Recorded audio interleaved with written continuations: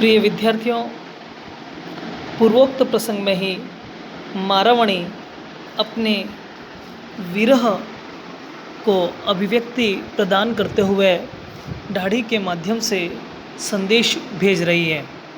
प्रिय विद्यार्थियों, प्रायः हम देखते हैं कि भारतीय काव्य शास्त्र परंपरा में विरह को विप्रलंभ श्रृंगार अंतर्गत स्थान दिया जाता है। श्रृंगार रस के दो भेद हैं और वह हैं संयोग श्रृंगार और वियोग श्रृंगार। तो वियोग श्रृंगार या विप्रलंभ श्रृंगार का सुंदर परिपाक ढोला मारू के संदेश में भी अभिव्यक्त हुआ है। मारावणी अपने संदेश में कहती है कि दाढ़ी जय साहिब मिलई यूँ दाखिविया जाई, जोबन कमल विकास यऊ भमर न बैसई आई। हे दाढ़ी, यदि तुम्हें मेरे साहिब अर्थात मेरे प्रिय ढोला अगर मिले यूँ दाखिविया जाए तो तुम उन्हें जा कर के कहना। दाखिविया शब्द बार बार प्रयुक्त हो रहा है। प्रिय विद्यार्थियों, आपको ध्यान में रखना है, इसका अर्थ कहना। तो तुम उन्हें कहना जोबन कमल विकासियौ। यहाँ पर भी एक बहुत सुंदर रूपक अलंकार है। प्रायः हमने भारतीय साहित्य में, भारतीय काव्य परंपरा में कमल के कई उदाहरण, कई रूप हमने देखे हैं और जहाँ जहाँ पर भी यौवन की बात आती है तो कमल और भ्रमर के उदाहरण के बिना वह अधूरा सा लगता है। यहाँ कवि भी उसी परंपरा का निर्वहन करते हुए कहते हैं कि यौवन कमल विकासयो, कि यौवन रूपी कमल, रूपक अलंकार है, यौवन रूपी कमल पूर्णतः विकसित हो चुका है। हम सभी जानते हैं कि जब ताल तलैया में कमल विकसित होते हैं तो उनके चारों ओर भंवरे मंडराते हैं और उसका रसपान करते हैं। तो यहाँ पर भी नायिका कहते हैं कि यौवन कमल विकास यौवन रूपी कमल का पूर्णतः विकास हो चुका है, परिपाक हो चुका है। भमर न बैसई आई, अब इस पे भमर है, वह बैठने के लिए क्यों नहीं आता है।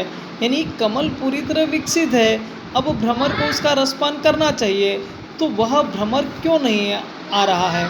यहाँ ब्याज स्तुति अलंकार है कि भमर के ब्याज से वह अपने प्रीतम को संदेश भेज रही है और कहती है कि मेरा यौवन रूपी कमल है वह विकसित हो चुका है और तुम भ्रमर बन करके आओ और उसका उपभोग करो। अगला दुहा है, ढाढ़ी एक संदेश अड़ऊ ढोलई लगी लई जाई, जोबन चांपऊ मऊरियू कड़ी न चुट्टई आई। यह भी एक सुंदर दुहा है और इसमें भी मारावणी अपनी विरह वेदना को अभिव्यक्त कर रही है और अपनी वेदना को अभिव्यक्त करते हुए पुनः ढोला से निवेदन कर रही है, तुम जा कर के मेरे प्रियतम, मेरे स्वामी, मेरे राजा ढोला से मेरा संदेश कहना और कहना कि जोबन चांपऊ मऊरियो, यौवन रूपी चांपऊ।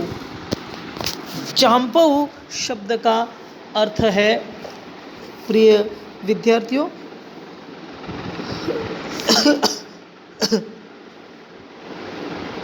जोबन चांपऊ मौर्य, चांपऊ यानी चंपा। तो यौवन रूपी चंपा है वह मंजरी युक्त हो गया है। कली न चुट्टे आओ, तुम आकर के उसकी कली को भला चूर्ण क्यों नहीं लेते हो और उस कली को उससे पृथक क्यों नहीं कर लेते हो, या उस कली को चुन करके उसके सौंदर्य का रसपान क्यों नहीं करते हो। इसी तरह अगला दुहा है, ढाढ़ी एक संदेश डऊ ढोलई लगी लई जाई, कण पाकऊ करसण हवऊ भोग लियऊ धरी आई।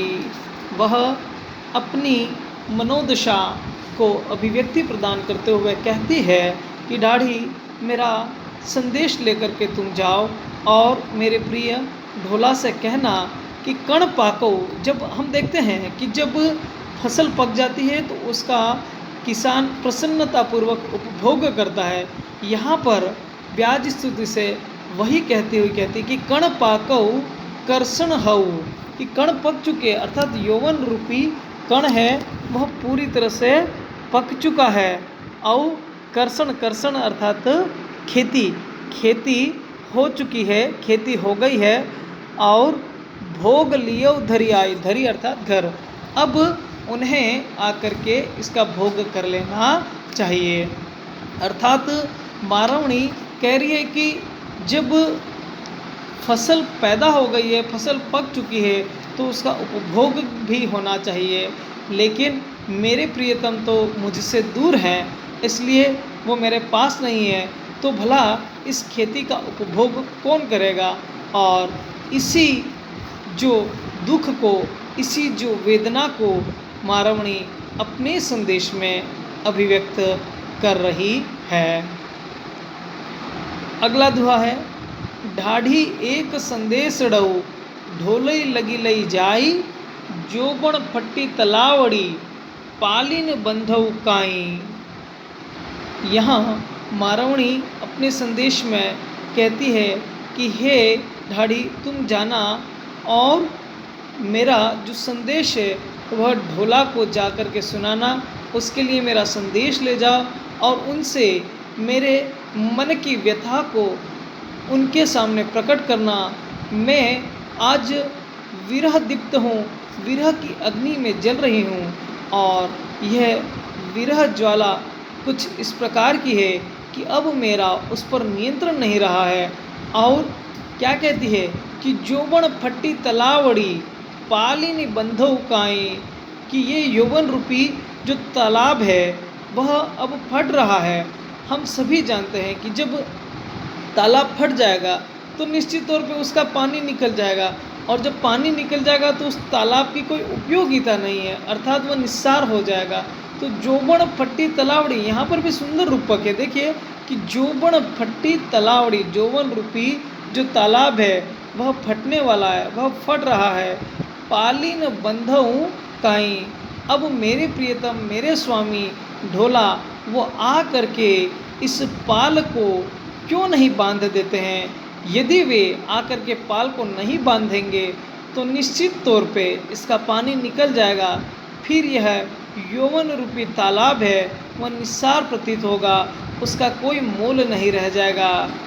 भाव यहाँ पर नायिका का यह है कि वह अब अपनी युवावस्था को प्राप्त हो चुकी है, वह नव यौवना है, और नव यौवनाओं की जो अभिप्साएँ होती हैं वह अभिप्साएँ उसमें भी जागृत होने लगी हैं, और अब वह अपने विरह पे, अपने यौवन पर नियंत्रण नहीं कर पा रही है, वह उसका उपभोग करना चाहती है, लेकिन अपने प्रियतम के अभाव में वह उसका भोग नहीं कर पा रही है। इसीलिए अपने प्रियतम के लिए यह विरह युक्त संदेश प्रेषित कर रही है। यहाँ विद्यार्थियों आपको ध्यान में होगा कि साहित्य परंपरा में, काव्यशास्त्र में हम देखते हैं कि जो नायिका पत्र के माध्यम से अपना संदेश भेजती है उसे प्रोषित पति का नायिका कहा जाता है। तो यहाँ पर मारवणी भी चूँकि अपना संदेश भेज रही है इसलिए एक प्रोषित पति का नायिका है। कालांतर में हम मध्यकालीन और रीतिकालीन साहित्य में भी प्रोषित पति का नायिका के कई उदाहरण देखते हैं। अगले दोहा में नायिका कहती है कि पंथी एक संदेश डऊ, लग ढोलौ पहचाई, वीरह महादेव जाग यऊ, आगिन बुझाऊ आई। हे पंथी, तुम, हे राहगीर, तुम जा रहे हो तो मेरा एक संदेश लेते जाओ, मुझ पर इतनी कृपा करो, मेरी वेदना को समझो, मेरे दर्द को समझो, मेरी पीड़ा को समझो, मेरे विरह को समझो। मैं अभागिन अपने प्रियतम को याद याद कर कर के तड़प रही हूँ, और उनके बिना मुझे कुछ भी नहीं अच्छा लगता है। मैं जिस प्रकार अग्नि प्रज्वलित होकर के सब कुछ स्वाहा कर देती है, निस्सार कर देती है, जला देती है, उसी प्रकार यहाँ पर भी नायिका कहती है कि लग ढोलो पहचाई, अर्थात ढोला तक तुम मेरा संदेश पहुँचाना और उनसे कहना कि विरह महादेव जाग यौ। यहाँ विरह रूपी जो महाअग्नि है, महादावानल है, वह जाग चुका है। प्रिय विद्यार्थियों, अग्नि को 3 प्रकार की माना जाता है। एक है वाडवानल जो समुद्र की अग्नि होती है, एक है जठरानल जो हमारे पेट की अग्नि होती है अर्थात भूख, और तीसरी है दावानल अर्थात जो जंगल की आग होती है वह। ये तीनों ही अग्नियाँ बहुत भयंकर होती हैं और सामान्यतः इन पर नियंत्रण नहीं पाया जा सकता है। हमें इन्हें बुझाने के लिए अनेक यत्न करने होते हैं। तो देखिए कितने सुंदर तरीके से उसने अपने विरह को अभिव्यक्त किया। यहाँ वह चाहती तो सीधे सीधे नायिका अग्नि शब्द का भी प्रयोग कर सकती थी, कभी अग्नि शब्द का प्रयोग भी कर सकता था, लेकिन यहाँ पर देखिए उसने क्या कहा, विरह महादेव जागियो।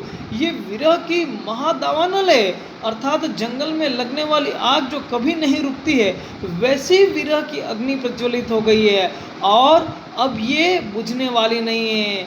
अब इसे सिर्फ और सिर्फ ढोला ही आकर के बुझा सकते हैं। इसलिए वह संदेश में प्रेषित करते हुए कहती है कि अग्नि बुझी आओ, अर्थात मेरे प्रियतम को कहना कि अब सिर्फ उनके आने पर ही यह विरह रूपी अग्नि जो बुझ सकती है, अन्यथा यह उसे भस्म कर देगी, उसे समाप्त कर देगी।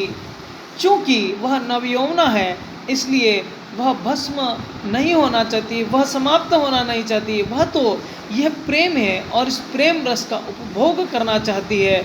इसलिए वह कहती है कि मेरे प्रियतम ढोला से जाकर के कहना कि वो आकर के मेरे यौवन का पूर्णतः उपभोग करे। इस प्रकार प्रिय विद्यार्थियों, ये पांचों ही दुहा सुंदर रूपक अलंकार की छटा को लिए हुए हैं। राजस्थानी भाषा का सौंदर्य, नाद सौंदर्य हमें देखने को मिलता है। जगह जगह पर अनुप्रास की छटा तो दृष्टव्य है ही है, साथ ही हम देखते हैं कि मारवणी ने अपने विरह संदेश को बहुत उचित माध्यम से, उचित तरीके से पहुंचाने का यत्न किया है। कवि को अपने विरह प्रकट करने में पूर्णतः सफलता प्रतीत हुई है, ऐसा मेरा मानना है। प्रिय विद्यार्थियों, आज के लिए इतना ही। इसी श्रृंखला को हम आगामी कड़ियों में जारी रखेंगे। तब तक के लिए आप सभी को उज्जवल भविष्य की शुभकामनाएं। यदि आपको मेरा यह वीडियो पसंद आया हो तो आप इसे लाइक कीजिए और सब्सक्राइब कीजिए। मैं doctor Lokendra Kumar, assistant professor Shri Govind Guru राजकीय महाविद्यालय, आप सभी का बहुत बहुत आभारी रहूँगा। धन्यवाद।